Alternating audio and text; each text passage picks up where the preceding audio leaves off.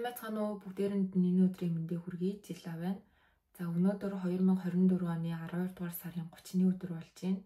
Өчигдөр буюу 12 дугаар сарын 29-ний Солонгосын цагаар 9 цаг 5 минутын орчимд Солонгос улсад маш харамсалтай зүйл тохиолдсон. Та бүхэн бас мэдээгээр үзсэн байх гэж бодож байна.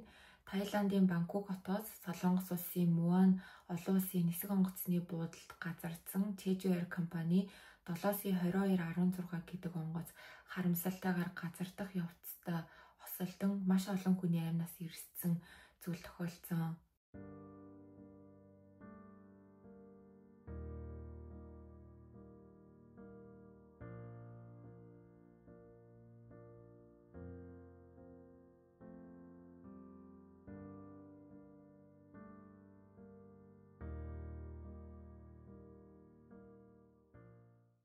За тэгвэл яг ямар зүйл ямар шалтгаанаас болоод энэ осол гарч энэ олон хүний амнаас хохирсон бэ гэдэг талаар одоо яг Солонгосын нөхцөл байдал ямар байгаа гэдгийг YouTube-ийнхаа хүмүүстэйгээ хуваалцъя гэж одоо энэ бичлэгээ хийж байна.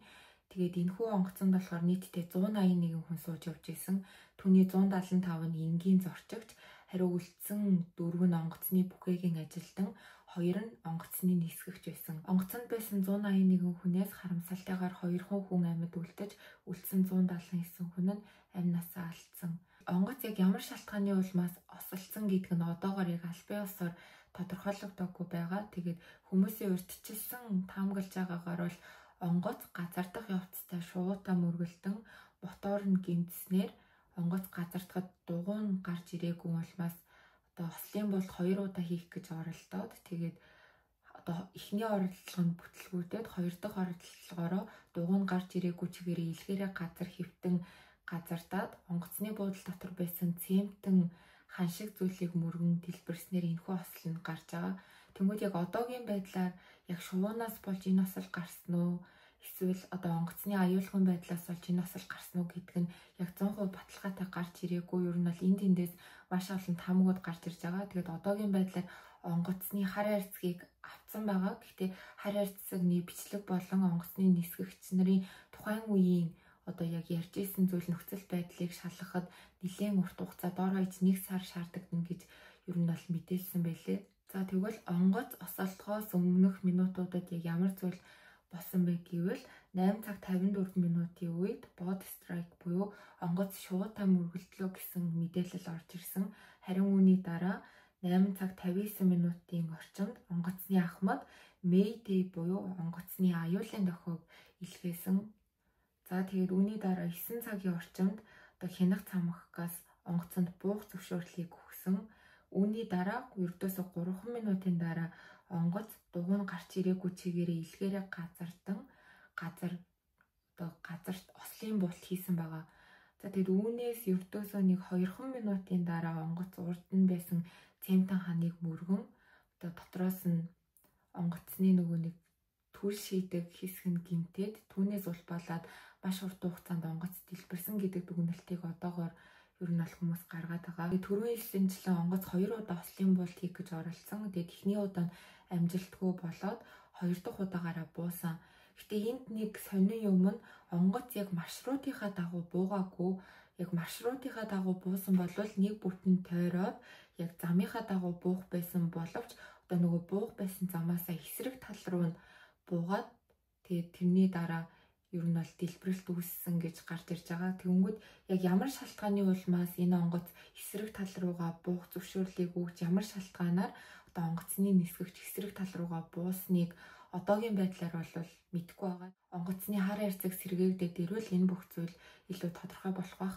Онгоцны ослын шалтгааныг хүмүүс Jeju Air компани онгоцны аюулгүйн байдал болон эсвэл шувуунд буруу өгөхөөс илүүтэйгээр Муан олон улсын нисэх онгоцны буудалд солонгосчуудын хувьд илүү их бурууг өгж байгаа. Тэр нь яагаад вэ гэхлээр нэгдүгээр тэр Муан олон улсын нисэх онгоцны буудал ердөөсөө олон улсын нисэх онгоцны буудал гэдэг эрхээ аваад 1 сарын хугацаа ч өнгөрөөгүй байсан юм байна лээ. Солонгосын өмнөх ерөнхийлөгч буюу Мун Жэ-ин ерөнхийлөгчийн хувьд энэ онгоцны буудлыг олон улсын онгоцны буудал болгоход хитрхи жижигхэн гэдэг хариуг өгөөд олон улсын онгоцны буудал болгох эрхийг нь өгөөгүй мэлээ.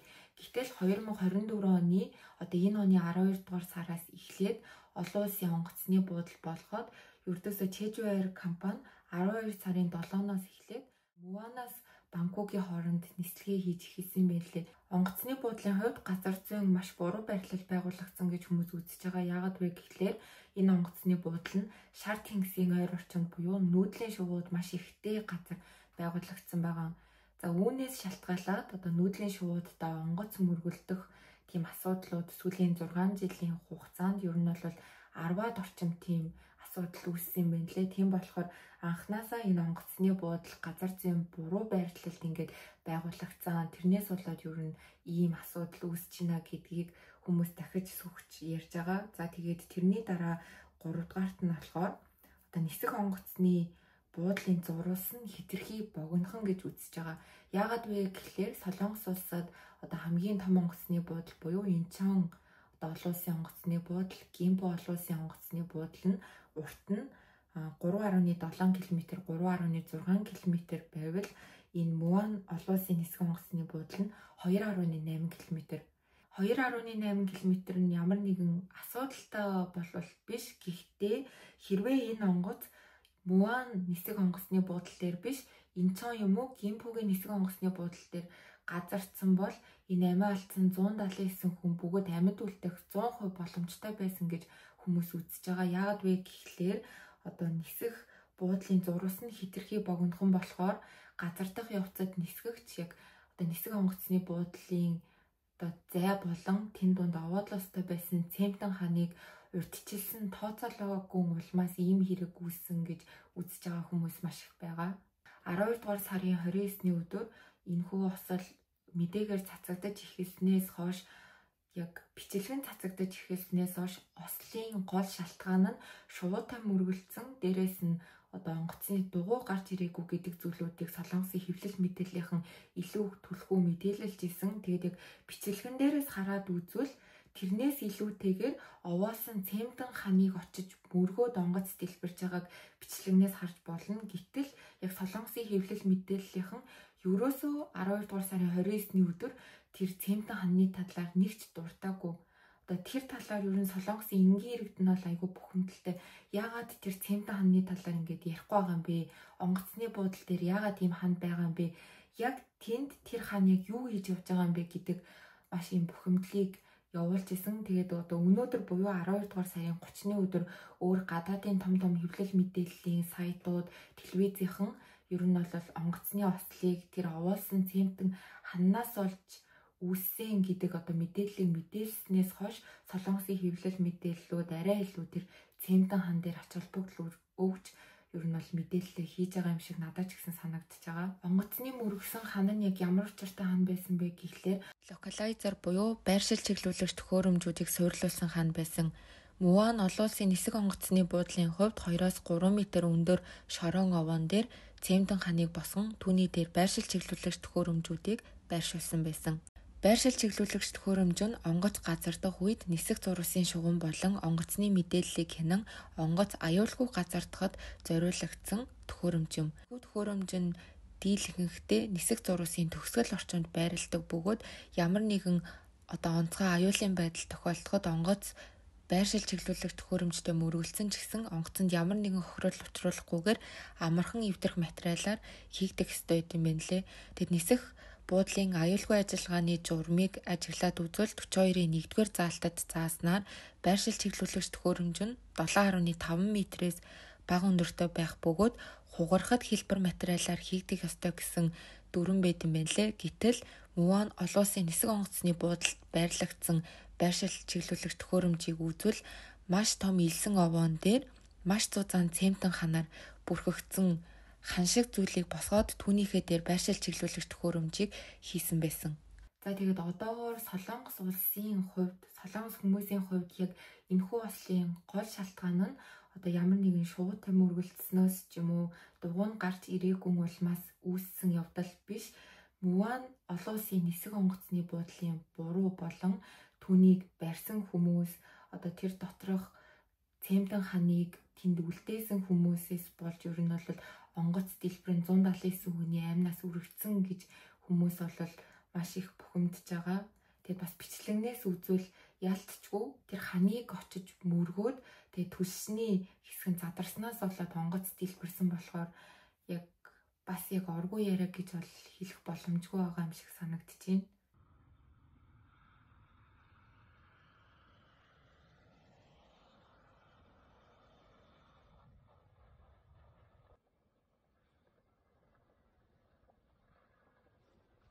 Онгоцонд нийтдээ 175 хүн сууж исэн.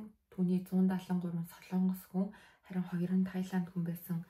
За насныхын ангиллыг авч үзвэл нийт одоо 50-аас 60 насны хүмүүс дийлэнх нь байсан. Тэгээд хамгийн бага нь 3 наснаас хамгийн хөгшин нь 78 насны хүмүүс байсан.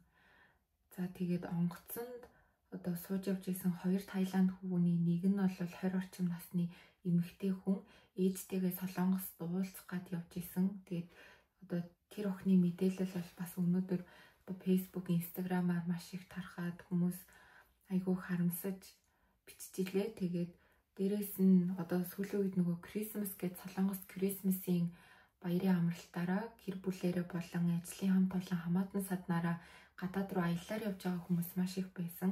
Тэгэд энэ онгоцонд ч гэсэн гэр бүлээрээ ажлын хамт олон хамаатан саднаараа явж исэн хүмүүс ч гэсэн маш их байсан юм байна лээ.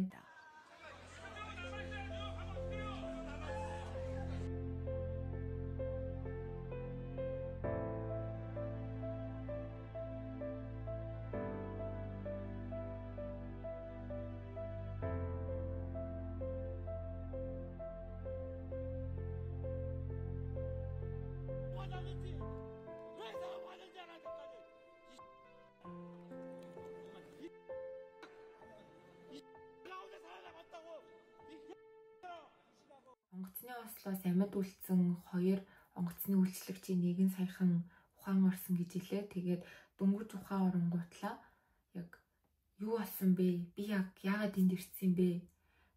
Ер нь бол ингээд ухаан санаа нь жоох ингээд орж гараад яг ямар зүйл болсныг сайн ойлгохгүй байгаа юм шиг байна гэж эмчнэр мэдээлэлж хэлээ. Онгоцны осолдож байгаа бичлэг интернет орчимд тархсан. Тэр бичлэгийг хийсэн хүн бол одоо нисэх онгоцны ойр орчимд байдаг нэгэн хоолны газрын захирал байсан. Тэгээд хоолны газартаа байж итэл гинт онгоцны ингээ сонин дуу гарч байгаа юм шиг болоод гараад харсан чинь тэнгэрт нисчихсэн онгоцны нэг талын одоо мотороос нь сонин тийм утаа шиг зүйл гараад тэгэд энийг ер нь бол бичлэг хийх систем шиг байна гэж бодоод тэр хүн яарад байшингийнхаа дээвэр дээр гараад одоо интернетээр яваад байгаа бичлэгийг хийсэн байгаа.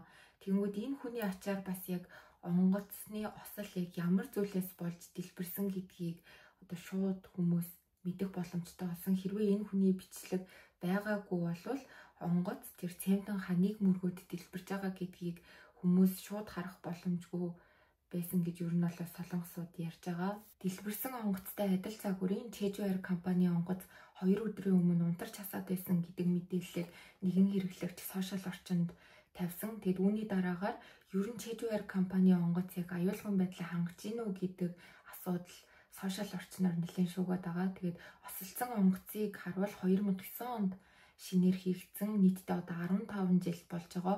Онгоцныхаа хувьд бол ер нь шинэ онгоцнуудынхаа тоонд орохоор юм байлээ. Тэгээд осолцсон онгоц нь яг осол гарахаас өмнө нийт 48 цагийн турш 13 удаа нислэгтэй байсан гэж байгаа байхгүй юу? Тэгэд өмнөх өдөр нь буюу 24 цагийн өмнө нийтдээ 4 орн руу явчаад ирсэн байлээ. Тэгээд одоо 4 орн руу явж байгаа хугацаанд энэ онгоц нь ердөөсөө 28 минутын хугацаанд л ер нь одоо хүнээр бол амарсан гэж хэлж болно. Бусад бүх үед нь нислэгтэй байсан. Тэгэд энэ талаар бас ер нь хүмүүс яг яагаад ийм одоо ойрын хугацаатайгаар ингэж онгоц нисээд байгаа юм бэ гэдэг асуудал бас дахиад зөвхөгдөөд Jeju Air компани бол одоо хамгийн их нислэгийн цагтай онгоцны компани гэдгээрээ маш их солонгосчуудын шүүмжлэлийг аваад байгаа. Тэгэд энэ удаагийн гарсан онгоцны ослон Солонгост одоо хамгийн их хүн хохирсон онгоцны ослоороо 3-т орд юм байлээ. Хамгийн ихнийх нь болохоор 1983 онд зөвлөлт Камчаткагийн орчимд KAL-007 гэдэг онгоц буудуулан нийт 269 хүний одоо амнаас үрлэгдсэн тийм осол болж исэн юм байна лээ. Түүний дараагаар 1997 онд Гуамд явж исэн Korean Air компани 281 нислэгээр нийтдээ 205 хүн нас барсан хэрэг гарч ирсэн юм байна лээ. За тэгээд энэ ослын яг ямар зүйлээс болж үүссэн шалтгаан нь удахгүй тодорхойд гараад ирэх баг. Тэгэхээр солонгосчууд бол яг ийм зүйл дээрээ маш хариуцлагатай ханддаг улс. Тийм болохоор үнэн зөвөөр нь удахгүй гаргаад ирэх байх гэж бодож байна. Тэгээд одоогоор бол нийтдээ 7 хоногийн хугацаанд Солонгост одоо гашуудлын өдрийг зарлаад байгаа. Тийм болохоор 1 сарын 4-ний хүртэл ямар нэгэн баяр наадмын фестивал Солонгос улсад болохгүй. Ер нь бол улс даяараа гашуудлын 7 хоногийг үргэлжлүүлж харамсалтайгаар амнасаа алдсан хүмүүст эмгэнэл илэрхийлж байгаа. За тэгээд энэ ослын талаар одоо цаашлуулаад дахиад мэдээллүүд орж ирээд ямар нэгэн шийдвэр гарвал тэр үед дахиад бичлэг хийн.